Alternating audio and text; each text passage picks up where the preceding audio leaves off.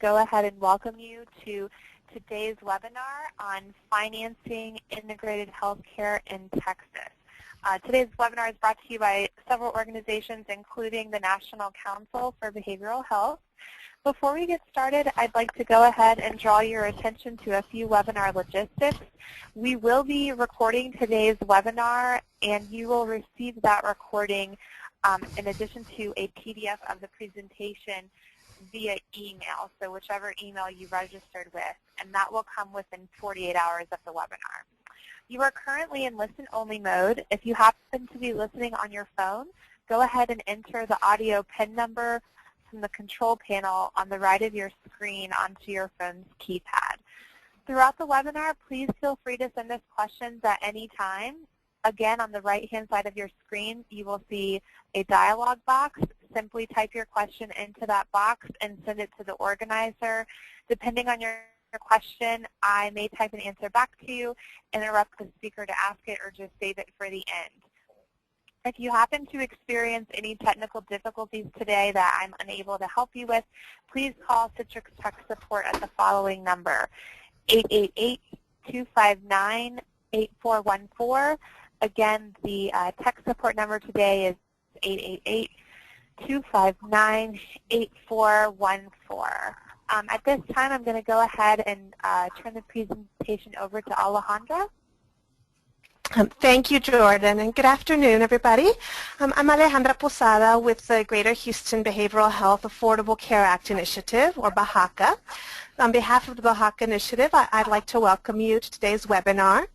The BHACA Initiative, for those of you who aren't familiar with it, is a collaborative initiative of two Houston-based organizations, the Network of Behavioral Health Providers and Mental Health America of Greater Houston. The BHACA Initiative is generously funded by the Houston Endowment, the Meadows Foundation, and the United Way of Greater Houston Community Response Fund. If you'd like to learn more about the initiative, you can visit our web pages, which are up on the slide here, or in the evaluation at the end of this webinar, you'll have the opportunity to sign up for our email list. We are very excited to partner today with the National Council to offer this webinar on financing integrated healthcare, and to have a true leader in this field, Kathleen Reynolds, as our presenter today. Kathy is Vice President for Health Integration and Wellness with the National Council for Behavioral Health. She is an LMSW and ACSW and has extensive experience working with integrated healthcare programs across the country. So with that, I'll pass the microphone over to Kathy to begin. All right. Thank you, Jordan and Alejandra. It's great to be back talking with folks in Texas, and hello to those of you who can see me on the webcast. We have started doing that. You'll notice if you have your webcast up and you can see me that it says I'm Jordan Wynn. I am not. I'm Kathy Reynolds, but Jordan and I do a lot of webinars together, and my computer has started to sign on to the GoToMeeting with the webinar. Just a minute, I'm in a webinar. I'm at a site in Mississippi where I've been given a room, and someone was knocking to try to come in, so they may not know that I've been assigned the room for the afternoon so I can do the webinar. So good to talk with you all and do an update here on what's happening with the Affordable Care Act and all the different elements of it that we have available. This is a cartoon that my colleague Jeff Capobianco has added to our script. Jeff and I both work on financing, and actually we both work on financing in Texas, so some of you may have heard. Just a minute.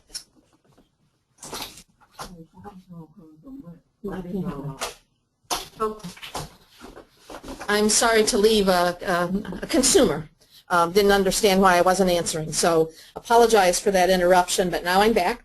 And Jeff has added this cartoon to our conversation, and I think it is really apt when we're talking about financing, is we do have all of these incredible services, these incredible things that we're doing, but at the end of the day, the question is it billable? Are we going to be able to have it be sustained without grant funds, without help from the Hogg Foundation, who has been more than generous? In fact, some of the tools that we're going to talk about today, some of the first ones we did in connection with the Hogg Foundation there in Texas in terms of putting our interim billing worksheets together, and the Texas worksheet was one of the first ones that we did. But what we want to talk about here is why we're going about this integration anyway, and sort of what's happening with that going forward. And what you see here is that healthcare waste in 2009 exceeded the Department of Defense budget by more than $100 billion. And as we all know, here in our system, we put together a financing system that pays folks. So the more healthcare service you get, the more tests you have done, the longer we spend with you, the more money we make. So the incentives for healthcare financing here in the United States aren't aligned properly, because you can make more money by having me go through a series of tests and screens and MRIs and those sorts of things than if you do prevention with me. So what we have to do, and you can see there that this amount of money is 1.5 times the total infrastructure investment in 2004. And we have this huge battle going on about the Affordable Care Act and the implementation of Medicaid expansion and insurance for all folks. If we just took the waste out of health care, we could provide health insurance coverage for 150 million workers. So it's critical that we do this, and I think that one of the best ways to get the waste out of healthcare is through the implementation of integration. But I literally just joined the webinar a few minutes ago from here in Texas, or in Mississippi, where I'm in a meeting, and the conversation that we had is they have some great legislation, some great opportunity to do integrated care, but the legislation didn't include anything about financing it. So I've been down here trying to help them figure out how we're going to finance this with the existing rules and regulations that we have here in the system. So we're going to talk here today and start talking about some of the basic principles of billing and reimbursement. And so I think, as you all know, and I'm sure some of you have been on my financing webinars before, the reason we're redoing it now is we have reissued all of the interim billing worksheets for every state. So we did one back in 2007, 2008, 2009 for Texas. There's a new 2014 interim billing worksheet that reflects changes that have happened to billing in general and changes in Texas. And so that's why we're doing this webinar for you here today, is to update you on what's different, what we're working on, and what's happening with the Affordable Care Act. So one of the big changes that happened, and those of us in behavioral health know this, and I'm going to pop ahead here, is that in 2013, the whole psychiatry CPT code set was changed. And the therapy and codes that we used for psychiatry, the 90805 and 90807, are no longer available, and we're actually using the evaluation and management codes that are used in primary care to reflect the billing of psychiatrists. I was actually really excited about this because I think it shows the infrastructure of the system starting to move forward with integrating the codes. And as you see here, psychiatrists now use the same E&M codes as the primary care docs. They just use a different diagnosis and a different credential, if you will. So to have an effective bill, you have to have the correct CPT code, and you have to have the correct diagnosis code and then the correct credential, and that's what our interim billing worksheet helps you with in each of the states, because for Medicaid, it's different in every single state. So when you take a look at our interim billing worksheet, the first things you're going to see are the evaluation and management codes, and they can be billed at an FQHC or medical facility, but they're also billed by behavioral health services for our physician-based services. So a piece of integration that's happened since the last time we had an opportunity to talk together. Also, when you look at our billing worksheet, you'll see the concept of the health and behavior assessment codes. These are codes that can only be billed by an FQHC or a medical facility and accompanied by a physical health diagnosis. And we're going to talk a little more about them in a minute, but this is where there's also been some movement in Texas with the new worksheet. When we first did the worksheet in Texas, this health and behavior assessment codes, which are your 96150 through 96155, were only billable for children in Texas. And I was working with a staff person, a physician at the Medicaid department, and I got an email from her recently saying we've got them opened up. We finally got this available so that our medical facilities can bill the health and behavior assessment codes. So what you do with these, and again we'll talk more later, is that you provide a behavioral health services. So your CPT code and your diagnosis code are physical health codes, but your provider can be a person working in the behavioral health realm, like a psychologist or a fully licensed social worker. So these can also be billed on the same day. So if someone comes in and they're having a real problem with their diabetes, they don't appear to have a mental health issue, but they're having problems with their diabetes, the provider can refer the person to the behavioral health staff, and you can bill this code along with the E&M code that has been billed by the provider. So I'm starting at a little bit higher level here for Texas, because I think this is the third or fourth financing webinar. This is my third, and I think my colleague Jeff has done one. So I'm going to assume that there is a level of understanding here, but that's a new code that we have moving forward that we have to be thinking about in terms of billing and reimbursement. So behavioral health codes, the 9080 series, there has been no change in those. The only change is the one that I talked about, is that the psychiatrists who used to bill a 9080 code for their psychiatric assessments and for their medication management sessions have now moved to a 99 code, which is what the E&M, the evaluation and management codes are. But the 9080 codes, and again, just a reminder, these are the codes that you use when someone has a diagnosable mental health problem. Okay? So the health and behavior assessment codes are for folks who have a diagnosable physical problem but need some help from us in the behavioral health system to manage their chronic illness. If they have a diagnosable depression, diagnosable bipolar, or some other illness, then your behavioral health work is billed out under the 9080 series. Telemedicine, as you can see here, and you look at your interim worksheet, and if you want to pull that down here while we're doing the webinar, you can go to integration.samhsa.gov, so integration.samhsa.gov, and go under financing, and then under billing worksheets, and pull down Texas, and you can have that with you as we go through the webinar here today. Because what this presentation is doing is it's running right down the codes that are on the left-hand side and talking with you about what's new, what's different, and what we're learning. So technically, telemedicine is billable, absolutely important. You know, I haven't checked on it recently, but the last time I checked, some 80 counties in Texas have no behavioral health staff even in them to provide care. So being able to hook up with someone from their home computer, or using Skype, or using something to get in touch with people where there aren't behavioral health providers, telemedicine is the way to go. Case management, that can only be provided by an acceptable and licensed practitioner or organization in the state, and that's the purview of your public mental health system there in Texas. So you've got to be partnered. If you want to bill case management, you're going to need to be partnered with one of your community mental health centers if you're an FQHC to help get that service in. Because it's fascinating is that our FQHCs have all gone to patient-centered medical homes.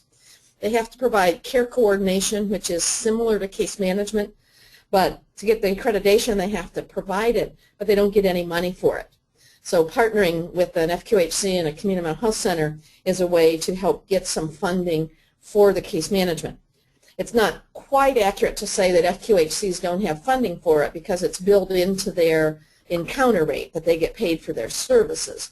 So it is part of the encounter rate, but it's not paid for in the same direct sense that it is paid for with the community mental health service. So here's what we're going to talk about with some tips and opportunities. Those first few slides were just overarching. What are the kinds of things you can bill for? I've mentioned as we've gone along the interim financing solutions for integrated healthcare worksheet.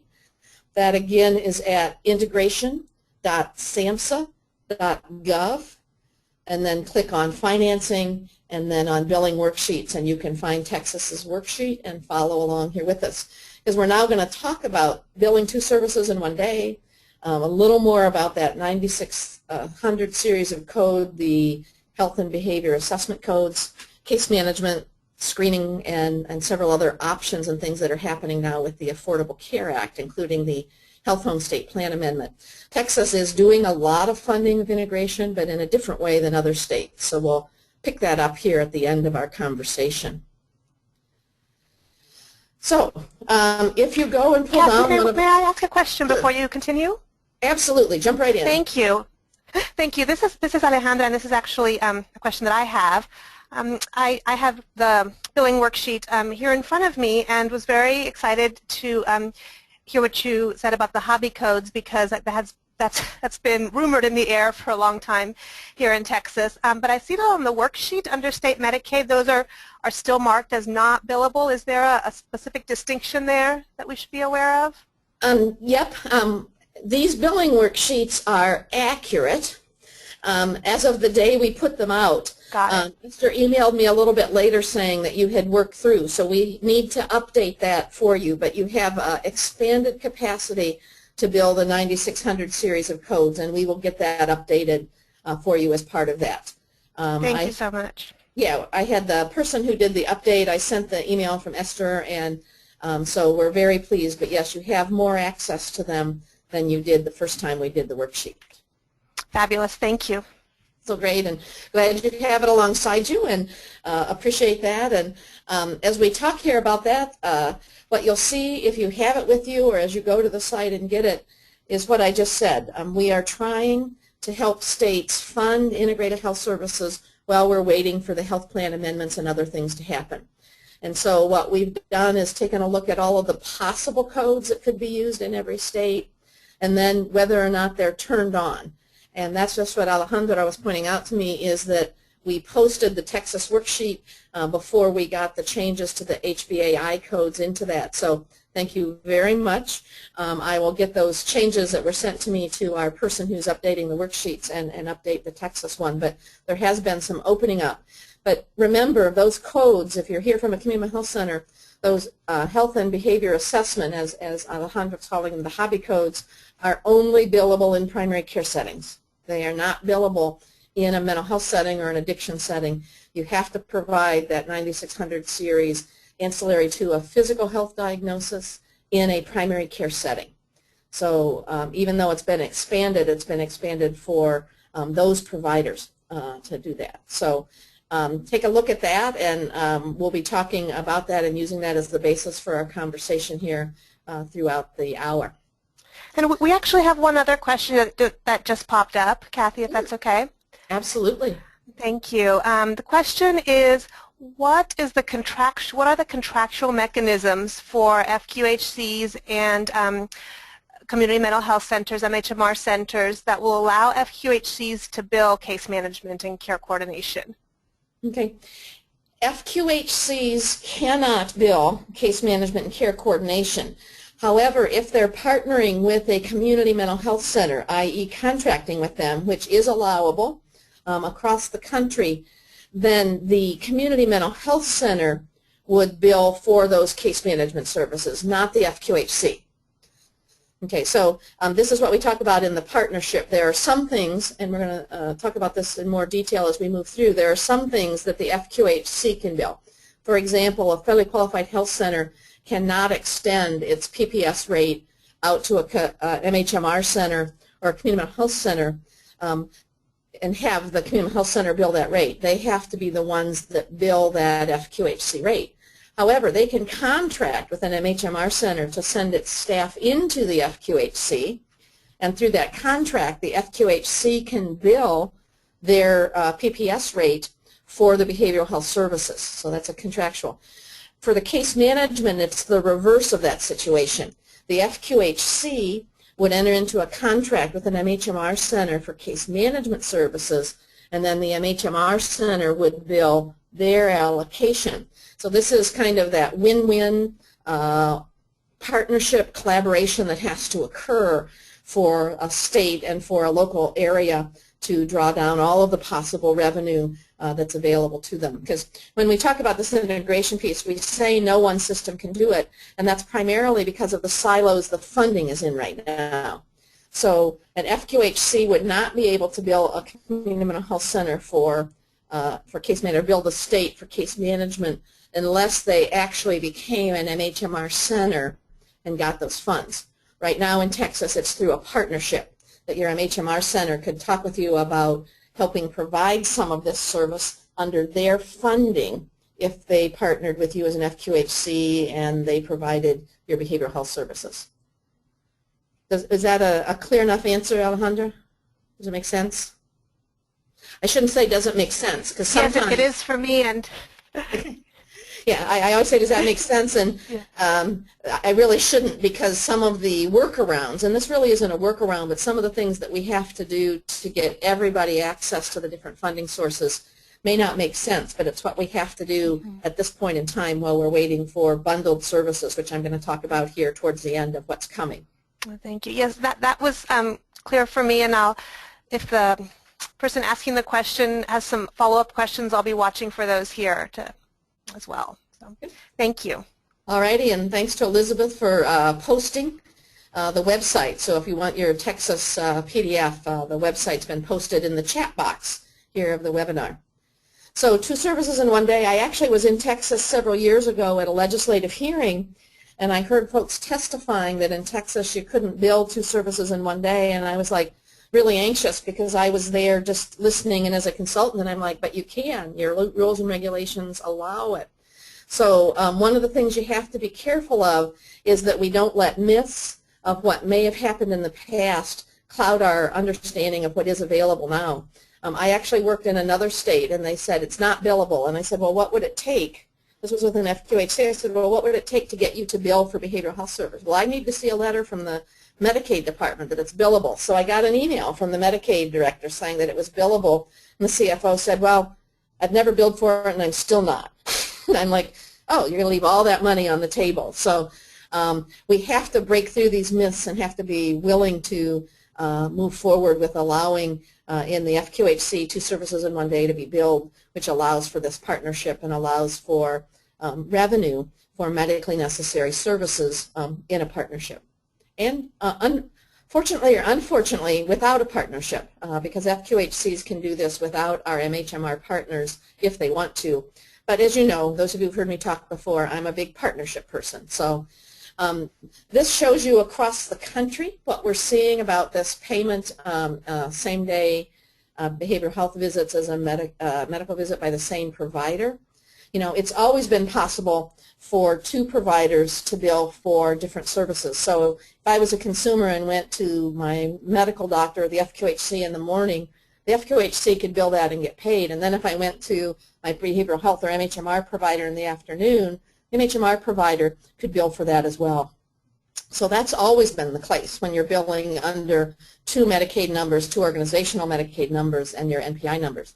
What we're talking about here is paying for the same service, for 2 services on the same day in the same place. And you can see here that Mississippi has allowed that since 2007, that federally qualified health centers could bill these services. I'm sorry, Mississippi is where I'm at. Texas is where you're at, but you can see also that Texas. And there's no political motivation at all with the choice of blue for this chart.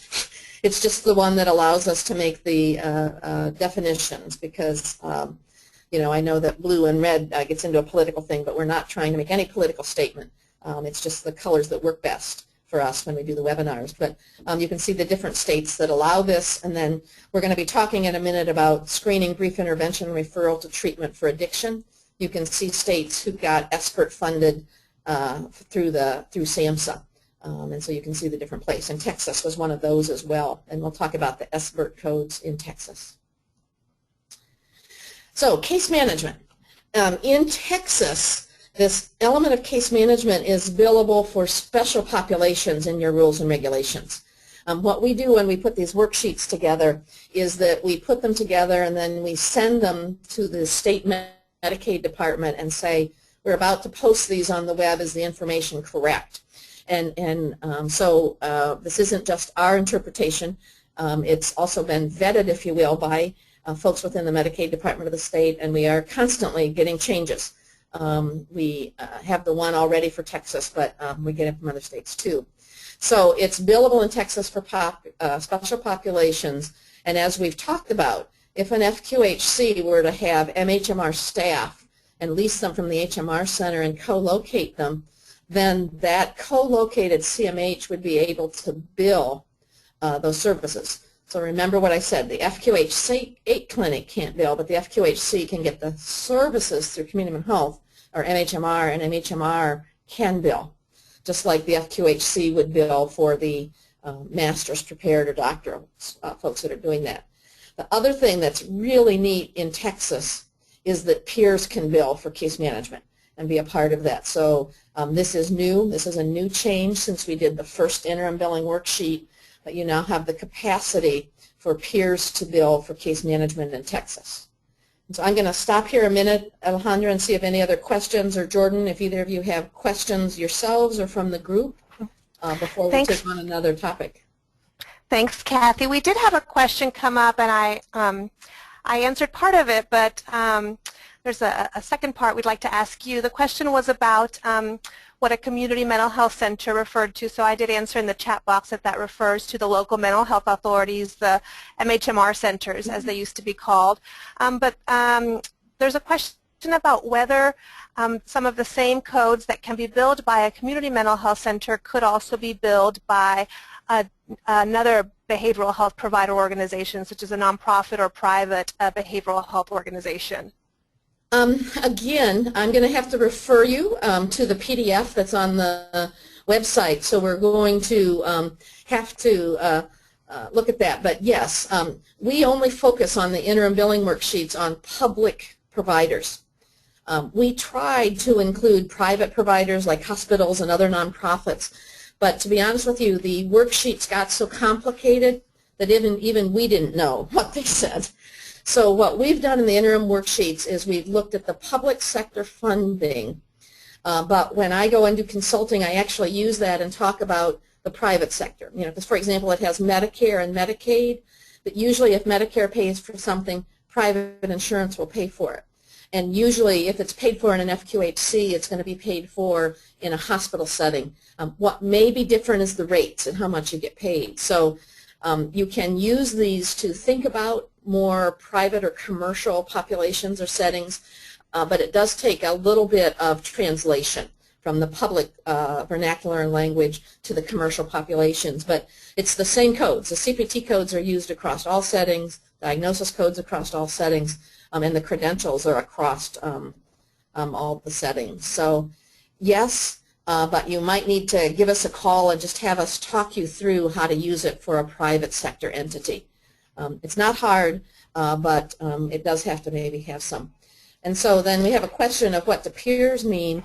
In this context, peers mean individuals who have lived experience similar to the lived experience of the folks that they're serving.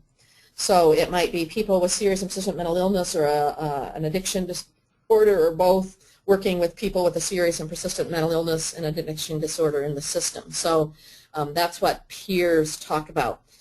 If you're from an FQHC, you might be wondering, well, does this include community health workers? It does conceptually, it doesn't financially. There is no reimbursement for the equivalent of peer workers in the FQHC, which are community health workers, other than your PPS rate and building them in there. Like there's separate billing capacity in the MHMR centers for case management to be billed by peers. Thanks. And we actually have another question about billing for peer services. And that is, do peers need to be employees of the local mental health authority to bill for case management services, or can they bill without affiliation with a community mental health center? They're going to have to be affiliated. You can't, we don't have, you know, like we might have a PhD psychologist who may be able to bill on their own for some services. At the moment, I am not aware, and I'd be happy to have somebody type into the chat box if this is incorrect. So I'm going to say from my perspective, peers need to be associated with an agency to bill. You can't, as a peer, have your own practice, if you will, which is providing case management. But if anyone on the webinar, if it's different than that, would love to see it come across the chat box. Just pop into the chat box and type the answer if it's different or support my answer, if you can do that, that'd be perfect. Thank you. Oh, we have another question. Maybe we'll take this one more question and then go on and take some other questions at the end. Okay. Absolutely. This question is, let's see here. This is also around peer support services. But is this the same as the family support person for, say, a parent that is offering support to other parents under an umbrella of children's services? We're going to have to park that question, and I'm not even feeling comfortable suggesting an answer to that one because I don't want to lead anybody astray. And I should say that as this is our best understanding. We don't guarantee everything that we have in our worksheets. And if you're willing, I'd like to park that and have Jordan get it down for us, or you take it down, and we'll get that answer back to you because Great. I don't know. Great, thank you. And it's really, it's fun to do these state-based things, but and it does get down into the weeds like this, and so sometimes it's better just to punt than to give you a wrong answer, because I wouldn't want anyone to start services or bill. But what everybody tells me, you can bill for anything you want. The real question is, will you get paid for it? And the things that I'm talking about are the things that we believe are paid for as well as billing them. But you can always bill something and have it denied, but we're talking here about things that you'll actually get paid for. So thank you. Coming back a little bit to the 96150 series, these are codes that are available now for Medicare. So any of your folks who have Medicare or are dual eligibles, Medicare and Medicaid, can have these services provided for them. So your older adult programs, and again, your dual eligibles would be available to do that. Your state Medicaid program has turned them on, not on fully, and that's a second follow-up that we're going to have to this webinar for you, is the definition for how far you can use the HVA codes. And then as you remember, these are behavioral health services billable in the primary care setting, but they're ancillary to a physical health diagnosis versus the 9080 codes, which are a behavioral health diagnosis. These are the codes, and so we find them being used with people in primary care settings that maybe have diabetes, but they can never get their hemoglobin A1C under 7, which is the target for people with diabetes. And so we need somebody to work with them on health behavior change. What's going on that's preventing them from being able to make the process. So I'm sorry, I was distracted. I saw a chat message come in, but we'll come back to it. But we're looking at here at this 9600 series codes. These tend to have to be provided by a licensed PhD or a certified social worker, but you can see what they're at in terms of the codes. And then you can see here that in our map here we do show you having the entire HVA series turned on. We again know that it's for kids, and we will get the information out to you, and I really apologize for forgetting to check that email and making sure the chart had been updated for this webinar, but we'll get that new information out about the use of the HVA series for adults. So before we go on, in the chat box is peer services. What we heard is we employ peers in Texas and must be certified and supervised by an agency. So the concept that we talked about was accurate, and thank you for logging in. They are a private provider, so it's not an MHMR center. So that adds a piece of element to the process that we've been talking about. But we were accurate in that you can't, if you will, have a peer private practice, that you have to be part of an agency and supervised by an agency, but you don't have to be within the MHMR system because the person who is logged in is a private provider. So thank you very much for that. Appreciate that, Deb, for your response to that. So again, that's back to the peer question. We just covered the 9600 series. Alejandro, do we have any questions about the 9600 series, or should we go on to addiction services? We haven't had any new questions come up, so let's go on, and then we can, if any new questions do come up, we'll get those in afterwards. Great, thanks so much. The other thing, and you saw this as the yellow box on our chart where we were talking about screening, brief intervention, referral for treatment for addiction. Texas was part of a project for that. Texas requires the screening to be done in an emergency room. And this was an interesting thing that is a change since I started working in Texas on these worksheets. At one point in the emergency room, they were doing screening and brief intervention and referral for treatment for addiction. However, you had this strange rule in Texas that if an ER identified addiction as the problem, the ER visit wasn't billable. So my understanding is that that second piece of legislation that made screening for addiction, and if you found it made it the ER visit unbillable, has been removed from the books, thanks to Doug and some work that the addiction providers have done. So now you can actually do this and not be at risk of losing your payment in the ER for the ER services. But generally, you use an evidence-based screening tool. It can be any evidence-based screening tool. When folks call me and tell me their SBIRT program isn't working, one of the things I ask is, well, what screening tool are you using? And sometimes they'll come back and say, well, I'm using the SBIRT screening tool. And I'm like, well, then that's your problem because there's no SBIRT screening tool. It's any evidence-based tool for screening alcohol and addiction. Brief intervention is usually 2 to 4 sessions that they can be provided out in an addictions folks if it's been screened in the ER and referred out. And then the last piece is someone who's not going to be able to get any help from just a brief intervention, so we're going to actually have to refer them to addiction services.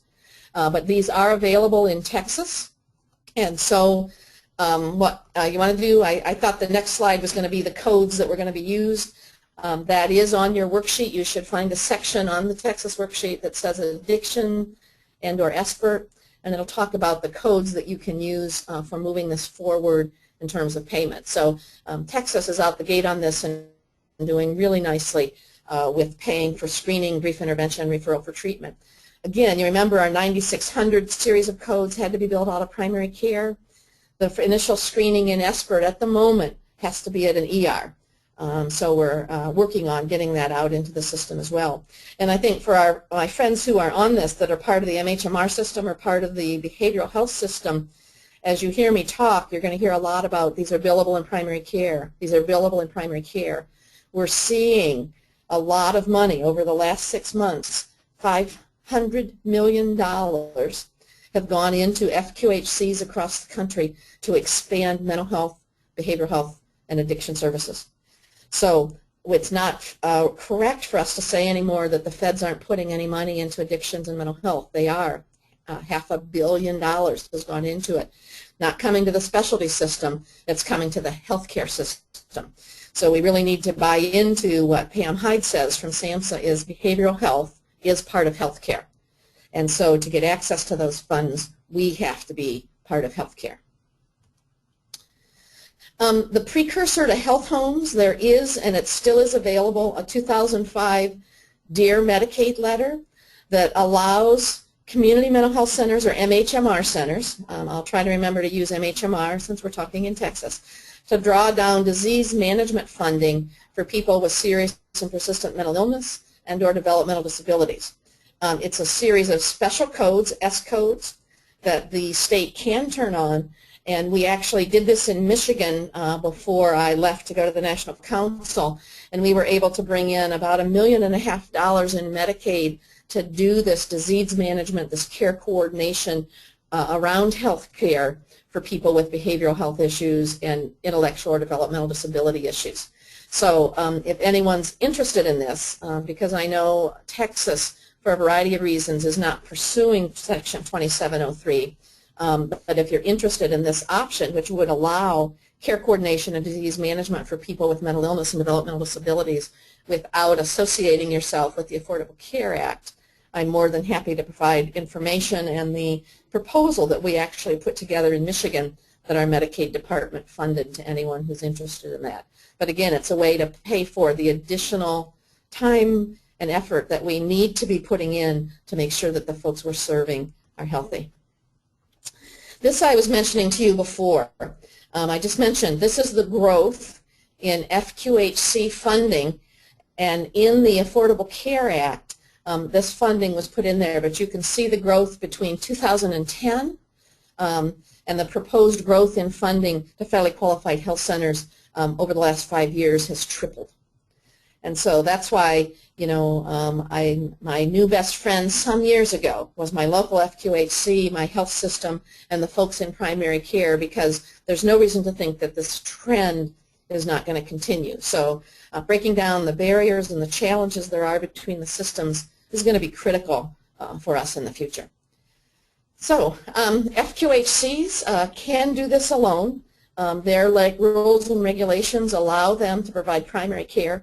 Very different than those of us in the behavioral health system. The rules and regulations do not allow us to provide behavioral or primary care in our behavioral health settings unless we go down the FQHC route.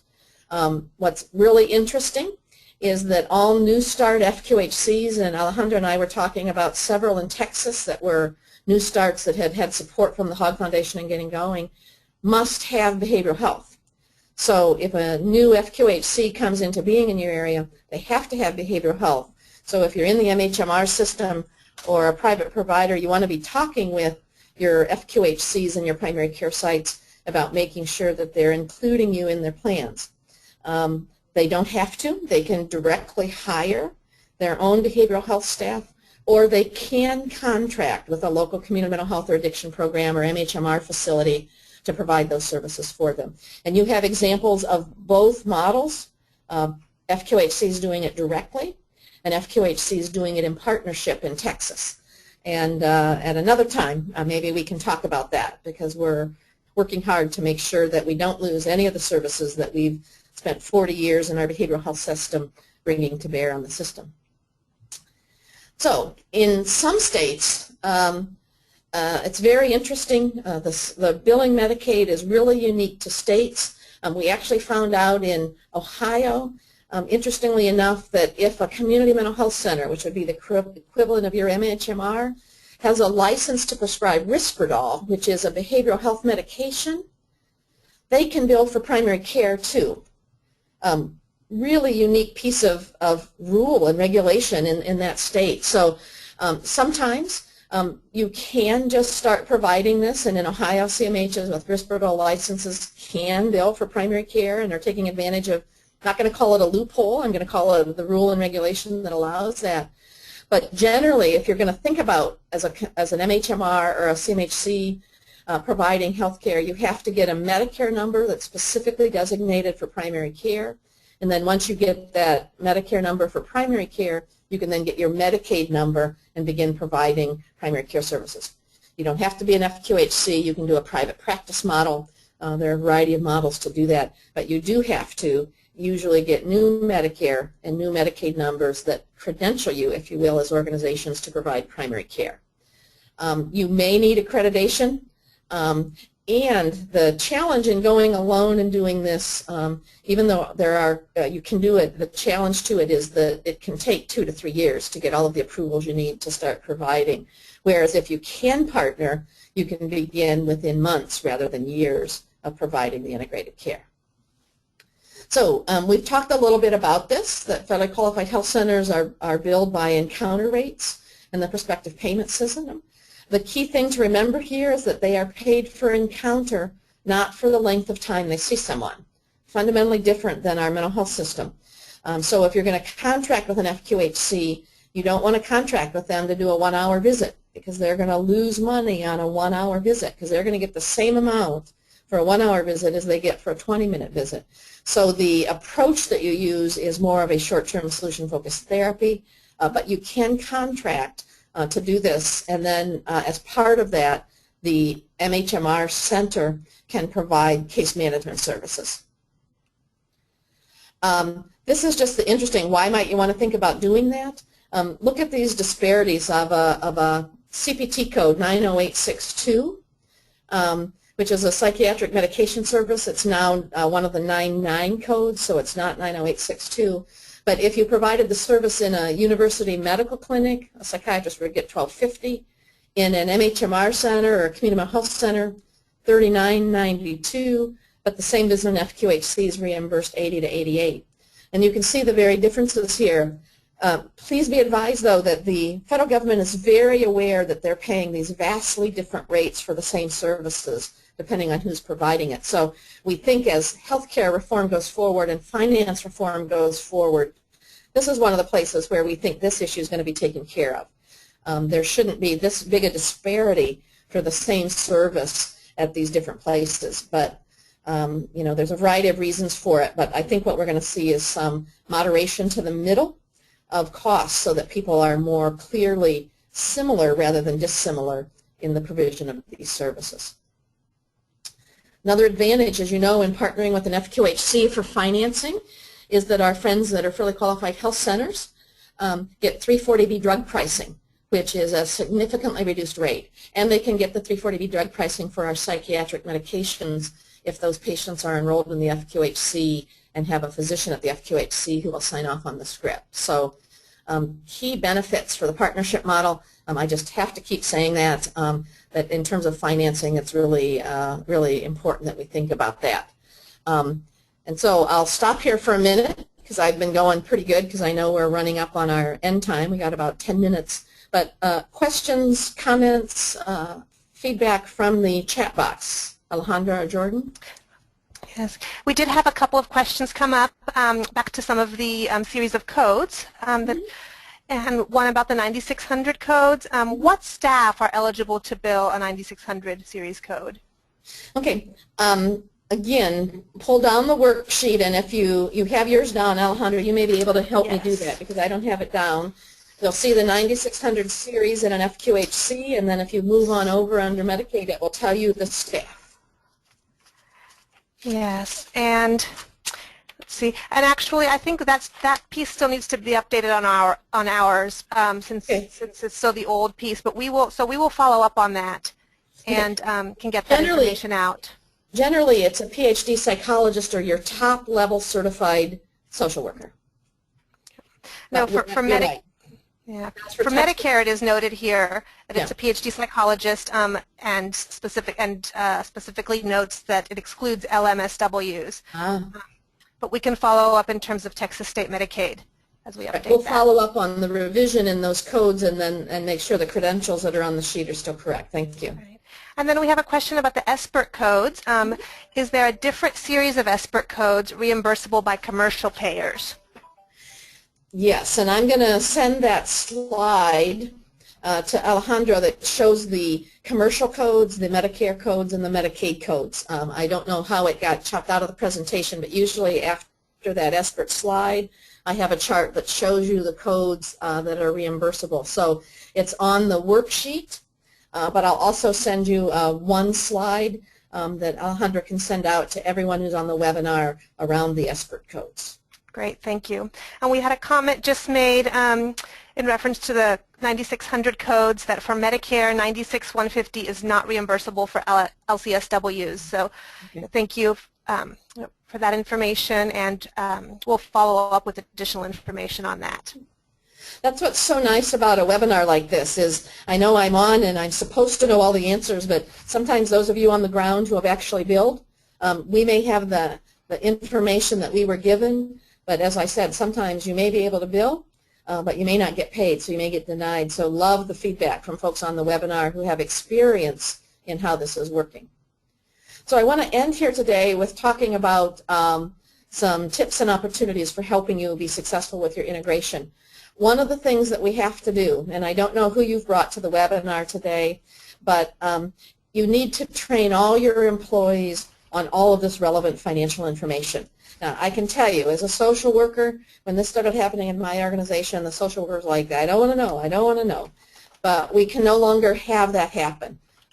Our work is now a business, and so we need to understand all about the financial codes, who can bill them, when they can be billed, and we also all need to be trained in income statements, balance sheets, and doing that. So we're starting to work with our schools of social work and other schools to make this part of the curriculum. But I can tell you that I went through the School of Social Work, and in addition to never having a class on addiction, I never had to take a class on budgeting. And then when I ran an organization, I had to do a crash course in that. So I think we need to be thinking about training all of our employees about why, what codes, why the codes, and how they need to do that. A second critical piece for financing is that you need to put your workflow down. How does your workflow look? And this is a sample of a workflow that we've done before of what happens with a new patient intake. But you need to sit down and identify your workflows. This one actually is a pretty costly workflow, because then the second thing you want to do is you want to figure out how much does it cost to do each of these boxes. How much does it cost me to do this? And when we do this with organizations, they often spend time saying, oh my gosh, our intake process is too expensive. And we're like, we got to get the cost down. And then I think as you're looking at this, you've heard me talk about the partnership model, but for me it's even broader than that. As public sector providers and as private providers working in the public sector, we are stewards generally of public funding. It's not any particular agency's money, it's really the community's money. And so when I talk about partnerships, I'm not just talking about a partnership where we talk with each other and we work really well together, but we don't talk about money. We have to think about pooling, whether it's physically, and that's why that's in quotes. Sometimes it's actually pooling the money directly and actually doing that, and sometimes it's pooling it in a transparent way where we talk with each other about what our investment is and how much we're spending, but we may not actually mix the money. And then as you think about this financing, I love doing the financing webinars, but if you spend all your time focusing on the money, you won't get the services that you want for the consumer. So I think it's so important to start out talking about what's best for the consumer in the community, and then take this information that you've just gotten and said, okay, who can pay for this? Oh, you can pay for case management? Great, I want to partner with you. Oh, you can pay for a therapy? Great, let's partner like that. But what you want to design is the services for the consumer first. So consumer first, then figure out how you're going to finance it. We think that that will reduce turf wars over money. Whenever we talk about the folks that we serve and why we do it, it always helps us balance this intensity that we have around money. And so don't think about what's paid for. Think about what the consumers and family members that you're serving need. Then come back to this information and say, here's how we can pay for this. We're going to need this partner at the table. And then this last piece, for those of you who've brought CFOs or finance folks to this, when you're having these conversations, you always want to have a finance person that I would call conservative. My CFO was very conservative, and everything I wanted to do was illegal. And then we had some folks in the department who were more creative and who could read the law and say, well, this is what it says, but it doesn't say you can't do this, so let's try that. So use both the conservative person if you want to keep you out of jail, but also be open to thinking about additional ways that this can be done. So that ends my formal presentation. I see we have about 5 minutes left in the webinar. We have about 5 minutes for additional questions. This is an integration website, integration.samhsa.gov. That's where you'll find your Texas billing sheet under the finance section. This is our phone number at the National Council. If you have some questions or comments or you'd like to get in touch with us, you can call that number. And then this is an email address that is at the National Council where we take in general questions on integration, and then they get sent out to various consultants to provide the answer. So that ends my prepared comments, and so if we have any other questions, we have about 5 minutes to take questions from folks related to the webinar. Thank you, Kathy. We'll give folks just a moment here to enter their questions. And I really appreciate, and Alejandra, I appreciate Mental Health America's work in this area. You and the Hogg Foundation and the National Council were the group that put together the first billing worksheet, because I can remember the first Texas billing worksheet that came out had all of our logos on the bottom. So you guys have been great to work with. I see, through this webinar that you're still in partnership working with that, but you have tremendous resources in Texas, from the foundation to Mental Health America to your Behavioral Health Provider Association, so as well as your Primary Care Association. You have really strong groups in Texas to help with this integration work. Well, we've been, I know certainly from my position working with some sites around the state, we've been very fortunate to have your expertise and that of some of your other colleagues at the National Council over quite a number of years to develop some of those integration programs here. Well, and thank you. We have one of your colleagues at the National Council now, too. Betsy's been a great addition to our work at the National Council. Yes, our former CEO. We do have a question here. Okay. Yes, we do have a question here going back to peer support, and they're actually just asking for some clarification or repeating what was mentioned about private peer support agency billing. And I believe that came up, one of the other participants on the webinar noted that they are a private behavioral health provider, and they do employ peer services, and that peers do need to be certified and supervised under an agency. They cannot bill just independently on their own. And then there's another question about which agencies are doing that. And let's see here. So those of you who have your webinar turned on, you can see that comment in the chat box. It was to the entire audience. And Deb, I don't know if you're still on and would be willing to do this, but if you'd be willing to help folks more with this question, if you could go back to the chat box and type in your information right now, Alejandra, if you want to get Deb's information and get it out to folks. But I see it's in the public chat box, that response to the peer question. So if you are on the webinar and you have your side box open, in the chat box you can see Deb's response to that private peer question.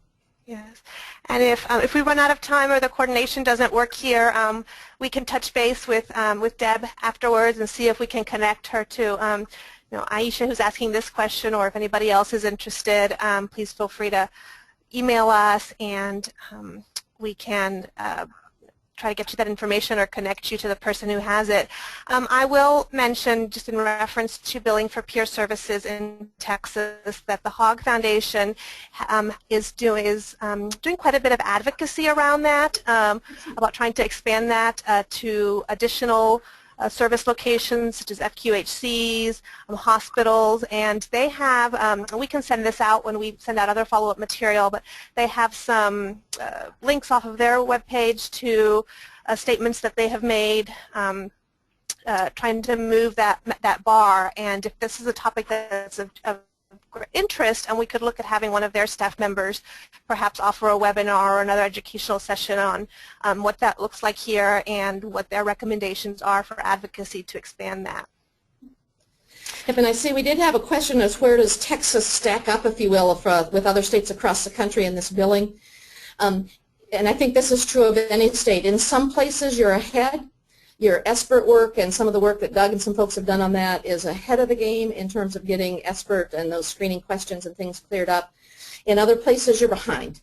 You're a little bit ahead in 9600, maybe a little behind in some of these others, but in general I think you're probably in the upper third of organizations, and we've been working with the state there in terms of getting things billable and workable. So I think you're in the top tier of states in terms of what I see, at least in what people say is billable.